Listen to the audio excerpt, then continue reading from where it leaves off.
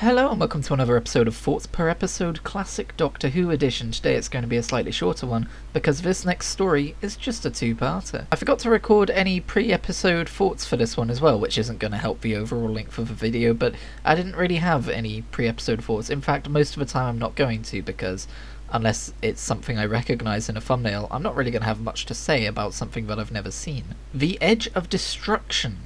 The Doctor and his crew begin to act strangely after a mysterious explosion on the TARDIS. Acting strangely is putting it mildly. This entire episode felt like some weird fever dream, like my brain was trying to reconstruct a Doctor Who episode out of missing parts. I appreciate the fact that it's all just set on the TARDIS. I want more Doctor Who stories which are TARDIS-centric, and you know, it's a bottle episode. I guess, you know, you could argue that they did this to save on budget or whatever, but I genuinely like these episodes. I say these episodes like there's ever been more than one. I'm hoping there's more TARDIS-centric episodes in the future, put it that way. So the first thing that kind of confused me is the way that they were acting like the crash had erased their memories. They were standing up and the first thing they said was, like, for instance, something they would have been saying a week ago, like, oh, you know, Barbara, are you having a good day? Like, oh, it's as if they're just teachers in a classroom. I get that they were going for the whole we've knocked our heads and we don't remember who we are for a second kind of thing, but it didn't feel accurate, it didn't feel well done, and I'm not sure it's supposed to. I think it might be supposed to add to the mystery of the entire situation. At least, if I'm being generous, that's what I think. If I'm not being generous, I'd just say this writer doesn't particularly know how to write concussions, and it shows. Now, of course, the Doctor remains knocked out a little bit longer than the rest of them, and so as the rest of the TARDIS crew wake up, they set about trying to find some water for him, trying to take care of him, that kind of thing. And a little note that I did like is Ian was checking his heartbeat, and he was like, oh, his heart seems just fine. And I'm thinking, just the one? I'm kind of trying to suss out when they would write in his whole being a Time Lord thing, when the facets of the lore that I have been familiar with my entire life would have been established. I know that by the end of Patrick Troughton's era, he regenerates because the Time Lords force him to, so I know that it comes up within the first two Doctors, and I guess it would have to, given the Doctor's regeneration into Patrick Troughton. But if you are typing a comment to let me know just when they start referring to the Doctor as a Time Lord and they start building out that lore, I'm going to politely ask you to not, because I'm looking forward to, like, seeing it in an episode and going, they mentioned that he has two hearts, or they said Time Lord. When are they going to say Gallifrey for the first time? Now, of course, the doors opening by themselves, the TARDIS doors, that's pretty spooky. Nowadays, I'd say it's just for the, you know, consciousness that exists within the TARDIS fucking with people, but I don't think that was a thing yet. In fact, I know that wasn't a thing yet. That was introduced in Matt Smith's era. The idea of something getting in, some consciousness that they cannot perceive getting into the TARDIS while they're all unconscious and maybe inhabiting one of them, is very Midnight, isn't it? I wonder if Midnight, the David Tennant episode in the tram or the bus thing, with the knocking on the door and the repeating voices, I wonder if that was inspired by this episode. I mean, it's gotta be, right? Like, the people who write Doctor Who gotta be familiar with old Doctor Who, so I mean, it's just too similar. I'm not saying it's the same creature, I'm not saying it's the same being. Obviously we've still got to watch the second half of this story to see what it even is, so it might be disproven that it even could be the same being that was on Midnight, but you know, I wonder if there's going to be enough wiggle room to leave headcanon for it to be the same creature. The fucking shot of Susan with the scissors, like, it just pans back to her and she's standing bolt upright with the scissors in her hands ready to stab. That was freaky. It was freaky, but it was also kind of funny because, I'm sorry, but Carol Ann Ford's acting as Susan hasn't particularly aged well. I've already mentioned it in previous episodes with the melodrama. Now, it appears like she tries to fight off whatever's taken hold of her because she as she raises her arm with the scissors, she starts looking at them, shaking and going, no, no, no, and then she just immediately starts stabbing her bed a whole bunch of times. Those looked like real scissors, by the way, and I was concerned because she almost stabbed her fucking hand. Like, geez, don't do your own stunts. The show is old enough that I would know if they were using a stunt double or they were using fake scissors, and neither was the case in that scenario. That almost went very badly. Oh, and by the way, just to add to the weirdness of the episode, the entire time this is happening, Ian just watches her blankly, with no expression on his face with no attempt to run away or stop her or do anything. I think the direction there is that we're meant to be focusing entirely on what Susan's doing and not paying attention to Ian. Maybe he thinks he's off frame at this point, even the way the camera's working, but it's just weird, and not the weird they were going for, I don't think. I'm going to read my next note verbatim. There is an imposter among us. Okay, that's as far as I'm taking that joke, I'm very sorry. I found it interesting that the TARDIS started travelling back through its history of planets that it's visited in the past. So these are planets that the Doctor has been to pre-episode 1. And one of those planets is described as being the planet Quinius of the 4th universe. Now, I get that we have a lot of Doctor Who lore to get from here to the David Tennant era, but isn't it supposed to be impossible to travel between different universes? Isn't that like the whole point? Are you telling me he just casually jumped between universes?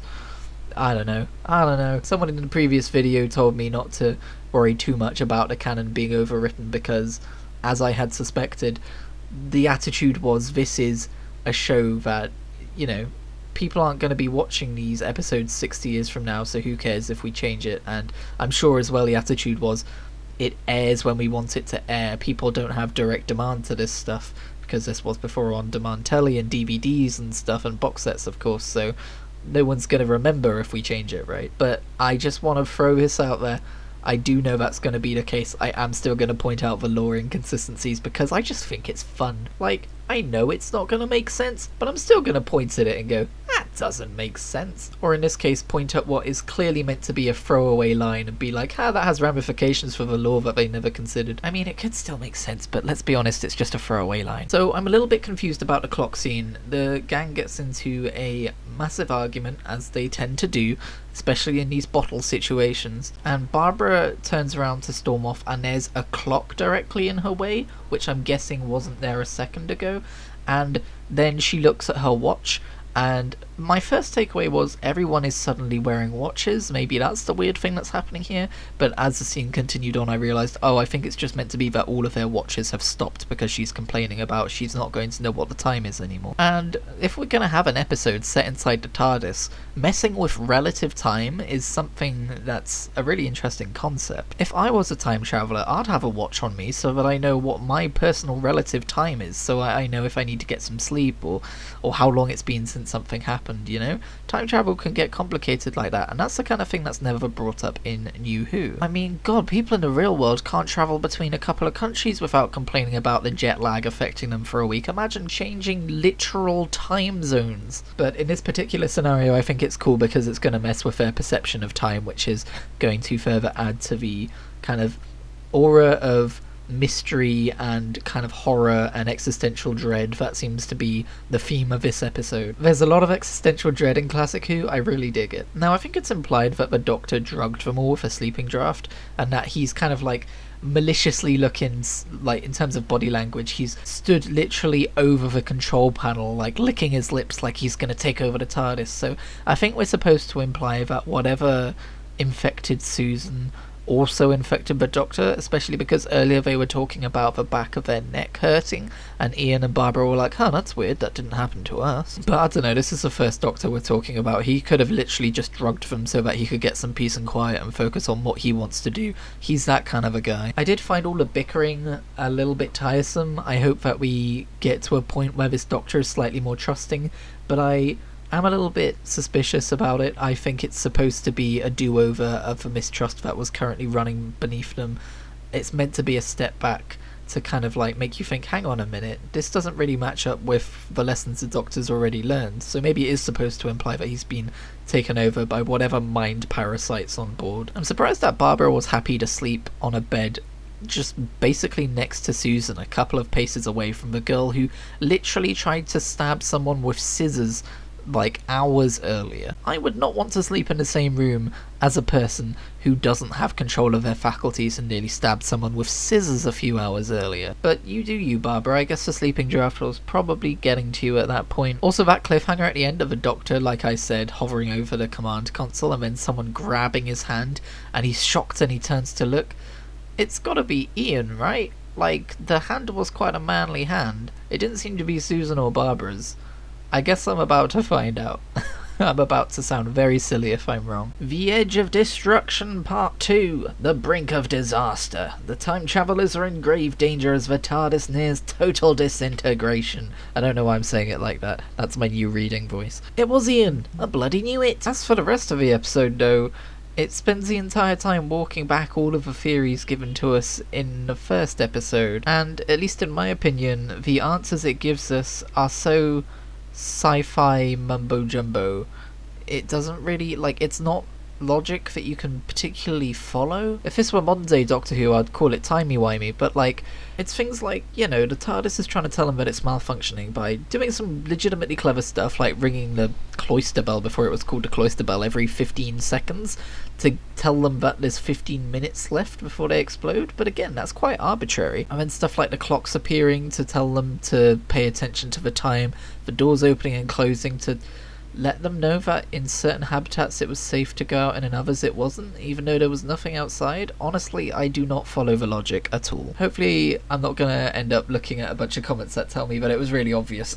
I mean, if it was really obvious, feel free to say so, but I feel like it wasn't right. I'm not alone here. That being said, I did like that Barbara was the one to figure it out. She says, we had time taken away from us and now it's being given back to us because it's running out, which again doesn't make much sense, because if you take 15 minutes away from them so they have 15 minutes to save themselves later, then all you've done is just move the amount of time they've got. You haven't given any more time. I don't fucking know. I do like that when Barbara suggests that the TARDIS is trying to tell them something, the Doctor's like, my machine can't think. And while I don't go full on the TARDIS as a consciousness or anything like that, they do suggest that it has some level of artificial intelligence. I also liked the fact that this entire technical malfunction was caused by a faulty spring, which feels very true to life. The Doctor had pressed a quick return button, but the faulty spring meant that it had remained pressed down, so that instead of returning them to Earth, it returned them to the beginning of their solar system, I guess, which had enough magnetic force to throw the TARDIS off course or something. I give up. But I think I can't tell if it's my favourite or my least favourite thing about this episode is the fact that it was all just technical difficulties and the TARDIS trying to tell them things means that Susan going loopy was just Susan going loopy. Of her own free will, she picked up a pair of scissors, convinced herself that she couldn't control herself, and then stabbed the bed in front of her several times. Susan, you have broken new ground of hysterical reactions. Calm down, love. But yeah, one thing this episode did do was teach the Doctor to have a new level of respect for Ian and Barbara, particularly Barbara. He seems legitimately apologetic about the way he treated them and how he suspected them and how obviously he threatened to throw them out. But particularly with Barbara, at the end of the episode, he has a nice moment with her where, I guess he doesn't really go and apologise specifically, but he is like, oh, I respect the fact that you actually saved our lives and you figured out what was going on when I couldn't, and all this kind of a thing. And I guess that's good enough for Barbara, because then she goes and has a snowball fight with Susan. And that's the thing, isn't it? They seem to have forgotten that they were trying to get home, despite bringing it up in this very episode. When the Doctor's like, oh, we can start all over again, Ian just laughs. Okay, sure. There's no, agreement to let's go on adventures instead of trying to find our way home.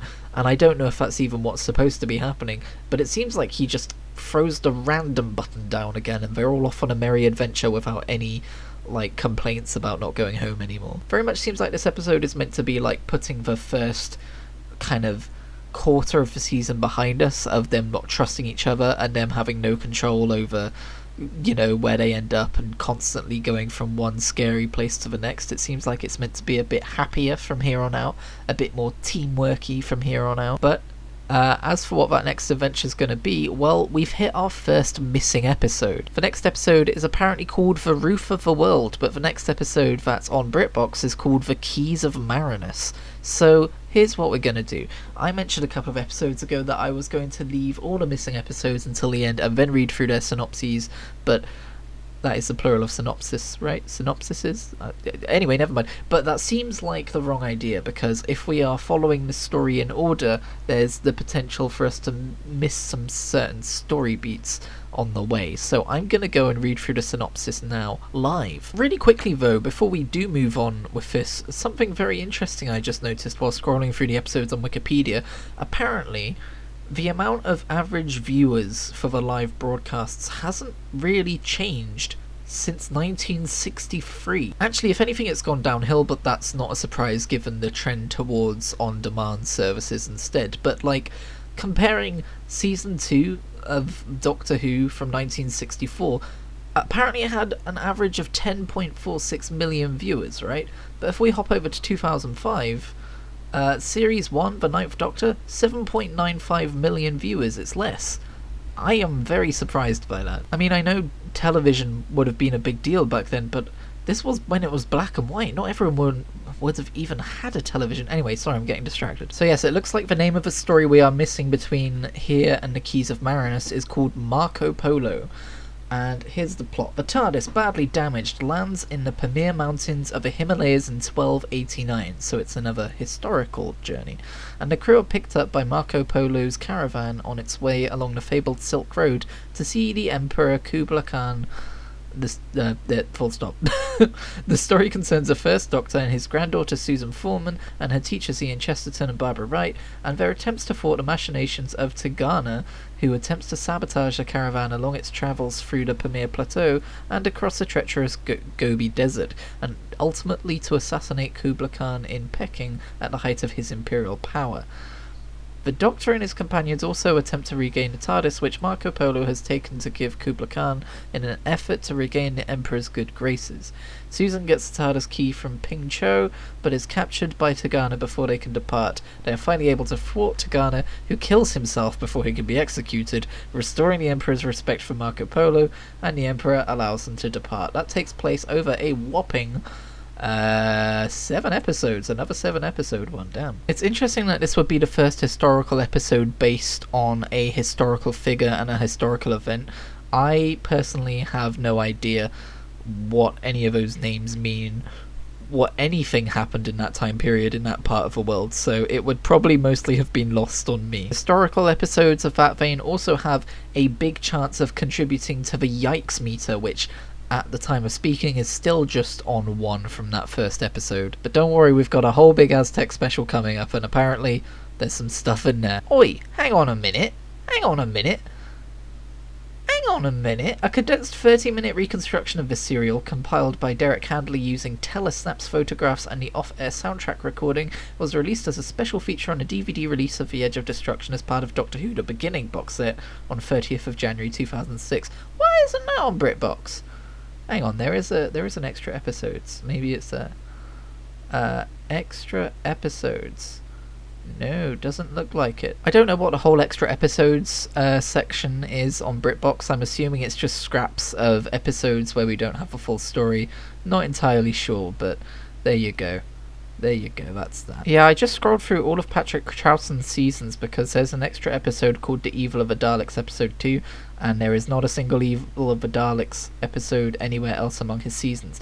The really confusing thing about that, though, is it looks like it's been animated, and I'm not sure why they would bother to animate the second part of something if they're not going to do the rest of it. But hey, mysteries for another day. If anyone knows, please let me know in the comments. But I am finally ending this video. Thank you very much for listening. If you did like it, feel free to give it a like. It very much helps the channel, and maybe subscribe if you want to see more Doctor Who classic content coming to you soon, every Thursday if I can help it. For now, I will leave you with some bloopers. Bloop. I forgot to record any pre-episode thoughts for this one as well, which doesn't help for the episode length of this thoughts per episode. Oh boy, that's a whole tangle of words. Bloop. You know, that kind of thing. When did I see Gallifrey for the first time? Bloop. It was freaky, and it was also kind of hilarious because I'm sorry, but Susan, I mean, what's her name? Bloop. And Susan, no, not Susan. Shut up, Christian. Get it right. Bloop. Now, I think it's implied that the Doctor drugged them all with a sleeping draft.